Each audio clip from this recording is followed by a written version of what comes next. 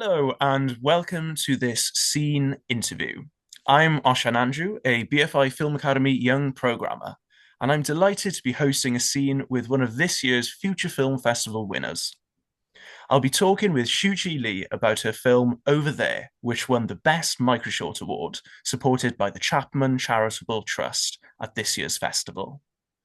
The film compiles an effective response to the advancement of technology, looking at how we prioritize emotions and experiences, as well as looking towards what a technological future may look like.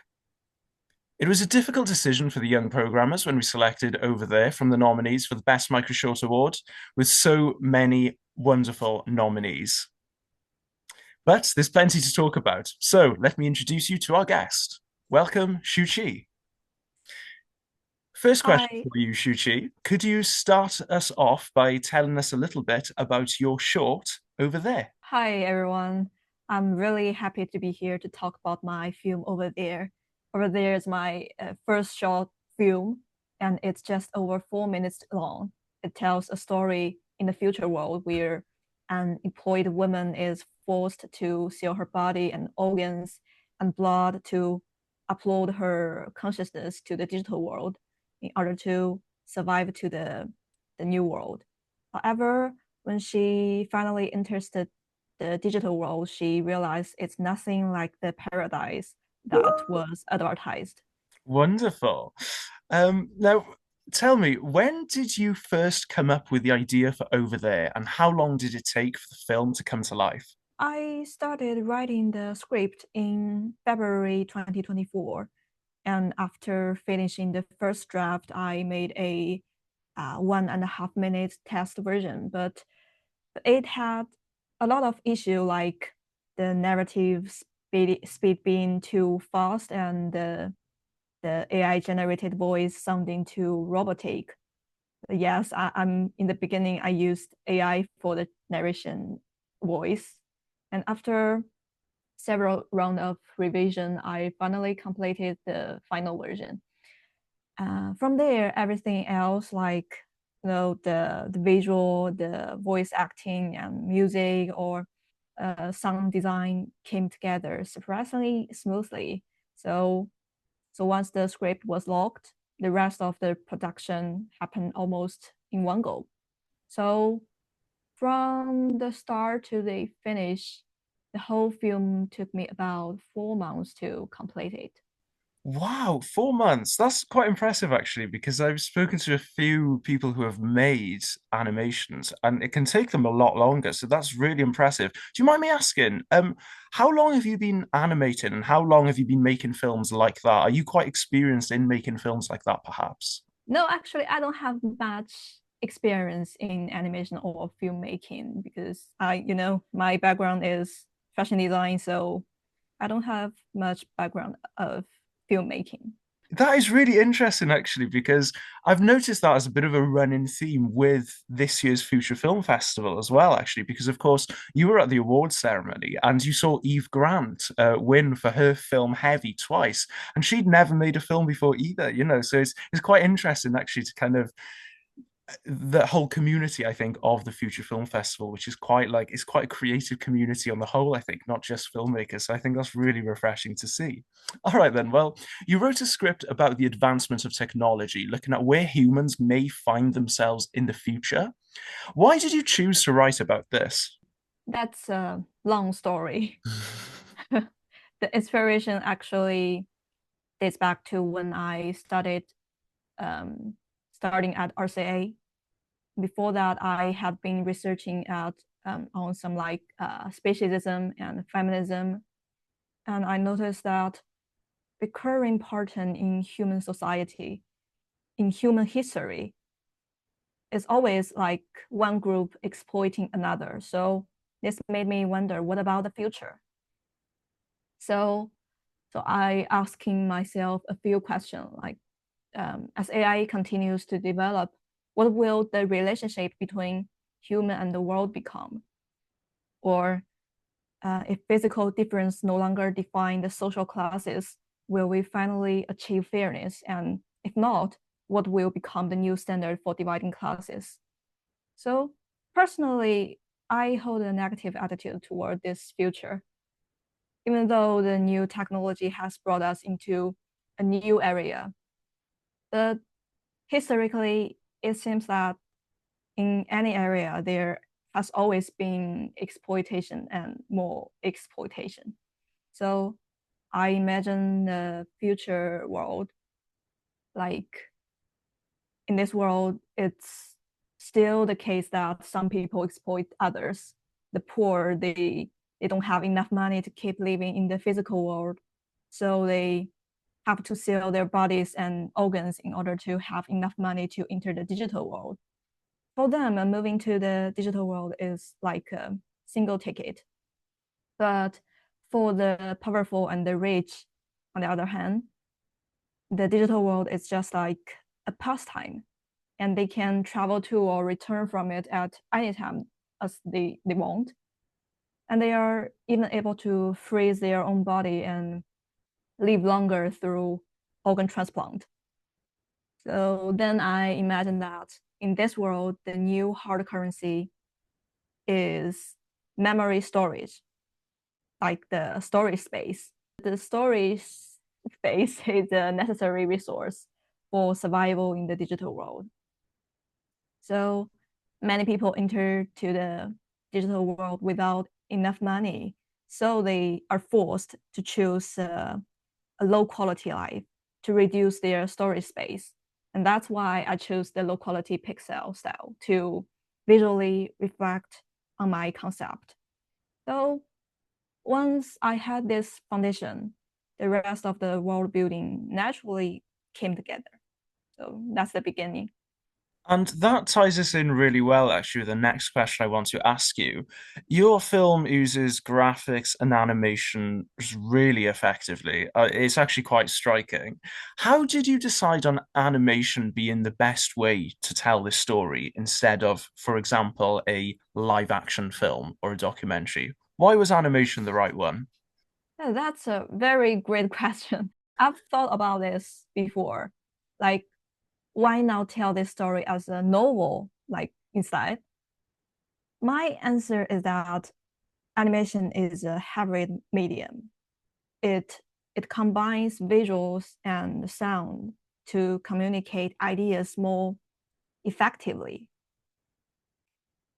For example, like the visually, I choose a nostalgic style inspired by the dreamcore aesthetics and incorporating elements like Windows 98 interfaces and the small red house that you can see in the visual test. And this lo-fi but also nostalgic style all works well to help me pull the audience into the story in a very direct way. So, and also for the soundtrack, I asked my composer to use lo-fi signs and detuned sounds to create a feeling of unease, like something that feel both nostalgic and unsettling at the same time. And also for the voice acting, I was so lucky to work with Erica, who has experience narrating the documentaries and tech-related content. And the moment I heard her voice, I knew she was the perfect for the role. That the cold and but still with a hint of human emotion. So the three parts, the visual, the music, and the voice acting, all work together to create the exact tone I was aiming for. And that's why animation was the ideal media for over there. It allowed all these elements to work together. So it must be animation. I think it works beautifully. And you mentioned the voice acting there for a moment because that's something that I found really striking. I think you mentioned earlier you used AI originally, maybe did you, in kind of creating the film in terms of like the vocal, the voiceover that you get. But what was the casting process like when you eventually chose Erica to be the voice actor? Because I totally agree. The voice acting in it really kind of brings the film together. It's almost AI-like, but like you say, with that hint of human emotion. What was the casting process like? Did you like go through many auditions, or did you just know who was the right person straight away? I met Erica on the voice website, and I heard a lot of auditions from other voice actors, but they're all losing something, I think. They're too robotic because I asked them to be robotic. They were too robotic or too emotional. So they were not what I thought. But finally I met Eric on that, and we worked together even like in one go, and we finished all the voice acting maybe in 1 hour. Wow, no wonder it only took you 4 months to make a film. You can work like that. That is really impressive. And I guess that's kind of a true testament to your filmmaking style, actually, if I'm being completely honest. I think it goes to show finding the right people to work on the film can make the whole process probably be a lot faster and a lot easier. And yeah, I think Erica's probably the perfect match in terms of voice actor for that film. It's really good, Shuqi. All right then. Well, speaking of the character in the film is completely under the control of the digital world, having sold her body for cloud storage. Um, why did you kind of want to talk about technological control as we look towards the future? Why do you think that's important now? I suppose with the rise of AI and stuff. I like to answer this question with my favorite animation director Don Hertzfeldt said, like when sci-fi is ideally done right, it's a reflection on ourselves. And that's exactly what I believe. Sci-fi is a reflection of ourselves. Do we truly control our own thoughts and actions, or are they only shaped by our genes and power structures and capitalism? And if everything we think and do is influenced by the external forces, then to what extent can we say that we are truly ourselves? What does it even mean to be human? So these are the questions I wanted to explore in my film. And through my film, I want to audience to think about this with me together. And in the process of thinking about the question, we can easily enter to the nihilism, which means that human existence is meaningless and human thinking is meaningless. And then get into cyber nihilism. But in that disparate future world, I still want to aid a little bit human warmth.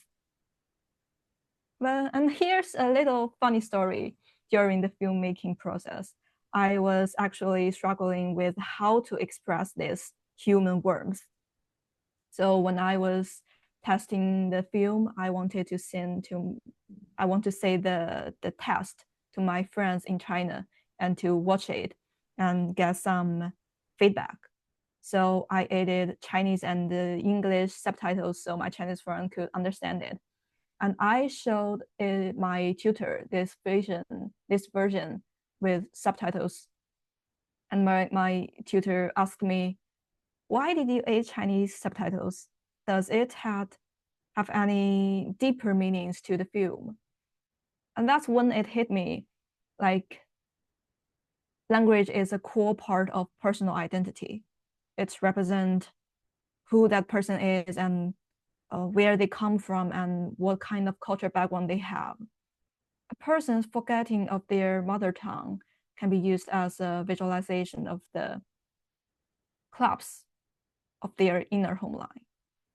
So I added a sense where the character has to delete her mother tongue to save some storage space. However, even though she had erased so many memories and couldn't even understand her native language, she somehow still felt a warm feeling when she saw the happy times she had spent with her family in her childhood. And this moment become my personal favorite one, by the way. So in such an area of rapid AI technology development, actually, I don't know where we will go. And I don't know how to define the value of human beings. And I don't want to say human existence is meaningful, or I don't want to say that human existence is meaningless. Just I just want to bring that to the audience. I hope that this complex feeling I wanted to convey was successfully conveyed. Absolutely. And you were talking about the moment in the film where she chooses to delete her ability to understand her own mother tongue. And we were speaking the other day about the fact that both of us, neither of us, have English as a first language. And I say that, yet I probably use English a lot more now as I work. And especially, I think working in the film industry, that's something that I've noticed that I'm losing, not necessarily losing my ability to communicate in my mother tongue, but I'm using it less and less. And I do too fear, where are we? Is that what where we're headed as a human race, where we are erasing those minority languages or those languages that are too difficult to speak or understand? And I find that quite scary. And I don't know, maybe you do as well. Yeah, absolutely. All right then. Well, having won the Best Microshort Award, which again, congratulations. I absolutely loved reading out your name and giving the award to you. I thought that was such an amazing experience for me as well as for you as well, I'm sure. You're probably in a good place to give filmmakers looking to make a microshort some good advice. Now, time is limited in a short film. How do you go about crafting an in-depth story within such a short space of time? What kind of advice could you give to those filmmakers? I have a little advice is step back and look at your film from a distance. I studied drawing before, and my teacher always told me that to take a step back when sketching, to see the overall composition instead of getting lost in the details. I think this applies to filmmaking too. If you work on your film for too long without breaks, you can lose the perspective. So take a break, rewatch it after some time, or even better, show it to others. You might gain some unexpected insights. Just like you said, the short film have a limited time. So build your own worldview and pull the audience in your film, in your story. It's not a very easy thing. So if you are not careful, you can get in a bad grip on the narrative. So it's important to look at your film from a distance to see if you are on the correct track. And I think that's really good advice as well. Thank you, Shuqi. Even I'm going to take that advice on board, especially when I'm doing these interviews. Maybe I should stop every now and then and go, "Oh, am I doing a good job?" Thank you, Shuqi. That's really fantastic. And yeah, again, congratulations on winning the Best Microshort at this year's festival. You won £1,500 as part of the award, which was supported very gracefully by the Chapman Charitable Trust.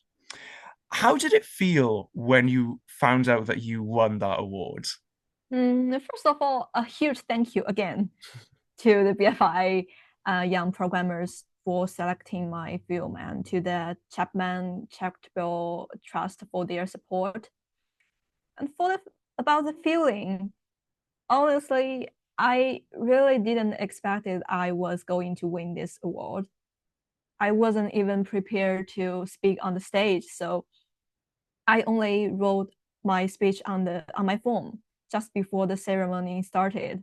And thank goodness I managed to get a little bit of writing down.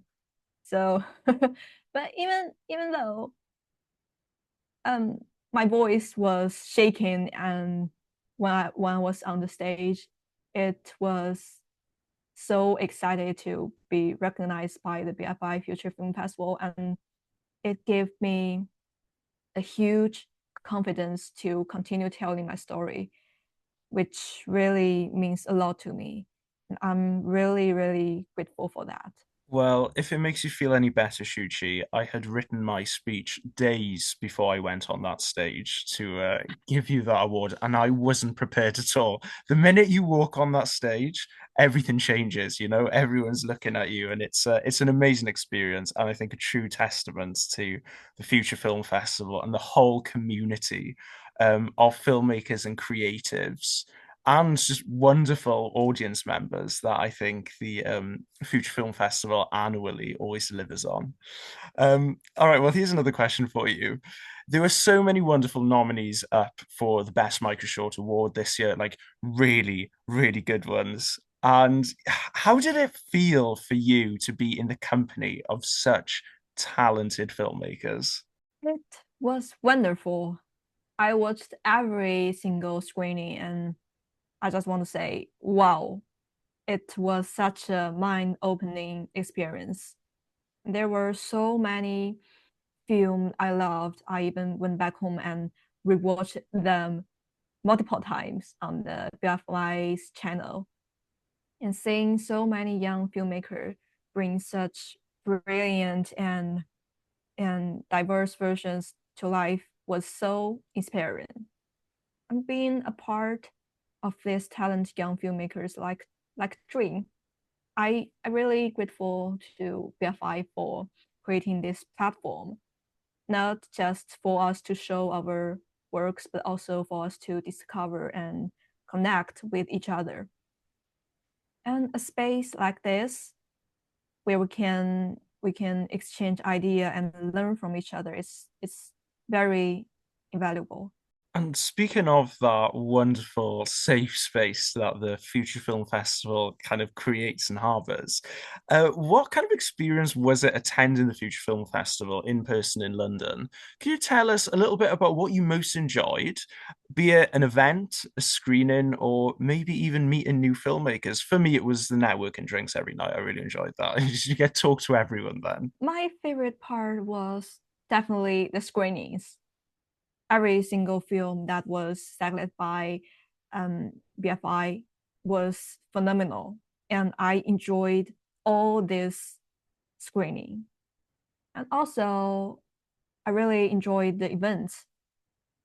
And of course, like I have to mention the networking drinks after the screening, and that was where I got to meet some filmmakers and audiences, and hearing people say they like my film was the most happy thing for me of the entire experience. Absolutely. And I have to say, and I'm going to give some advice on your behalf now to everybody watching. Shuqi did something really clever actually at those networking drinks. I hadn't actually met you, but I'd already met your business card. I was on my way out of one of the networking drinks on one of the nights, and I'd seen just on one of the tables by the door loads and loads of business cards. And I recognized them straight away because it had the graphics from over there, your micro short on there. And I picked one up actually before I even met you. And I think that that is actually like, it was really nice actually to see people using business cards at a film festival. I've not seen that in so many years. People are normally like, what's your Instagram? So it's really nice to see that again. You've got some great business cards as well. Mine is on the other side of the room somewhere, but I really love it. It looks so cool. Yeah, the physical card is always make people feel happy.